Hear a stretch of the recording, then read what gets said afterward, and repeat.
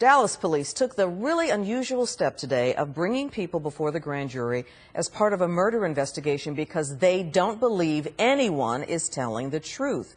18-year-old Troy Cosby, a senior at Wilmer Hutchins High School, was beaten to death in March.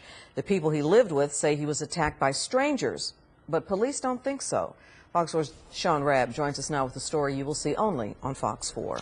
Well, the problem for police is that all of the people who were in the home that night have been telling the very same story, word for word, detail for detail, and sticking to it. Now, police know people don't see the same thing exactly the same way and certainly don't say it the same way. That's a red flag for them. So, since no one will change their story, it's now before a grand jury, and Troy Cosby's mother calls it all a cover-up.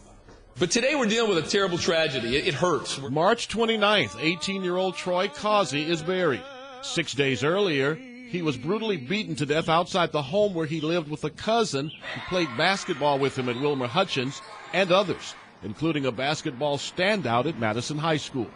The story was he was attacked by two strangers who ran off through an alley. You don't believe that there was ever any attack by any strangers? We believe that the individuals responsible for Troy's death were right there present at that time. That's correct. Sources tell us more than an hour passed from the time Cosby was attacked until paramedics were called, and that coaches were called or sent texts to come to the house. Do you have manner of death yet? You know, the medical examiner has ruled, and a lot of what we've been told is inconsistent with what the medical examiner. So it is a murder. Everyone in the home telling police the very same story. They really think they've gotten away, and the cover-up is immense. We reached Troy Cosby's mother, who's out of town, by phone. I'm very, very hurt, very, very hurt, very betrayed. The pain is unbearable. So Dallas police subpoenaed the people who were at the house March 23rd to a Dallas County grand jury, because they don't feel anyone is telling the whole truth. It seems like the police are using the grand jury in this case as a kind of court of inquiry. Well, it is. Attorney John Tickle, not involved in the case, says police are trying to get through a grand jury what they haven't been able to get through interviews. They'll advise them, like they would any witness, that they're under oath, and if it's determined later that they have lied to the grand jury, that they can be and probably will be prosecuted for perjury. It's turning up the heat. It's ramping it up, turning up the heat.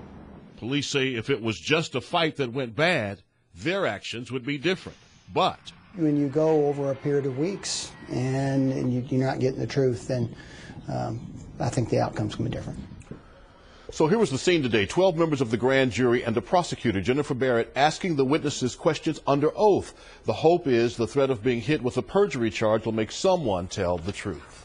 So, Sean, what do police believe about this case? What else do they believe about the case? Yeah, Clarice, they also believe there's cell phone video of the fight and that other people have viewed it. If you've seen that video, they want you to call them. Meantime, cops have subpoenaed cell phones and cell phone records. They have warrants for phones, laptops, tablets, all of that stuff, as well as internet providers. Wow, they're doing a lot of work to get to the truth, Sean. Thank you. Okay.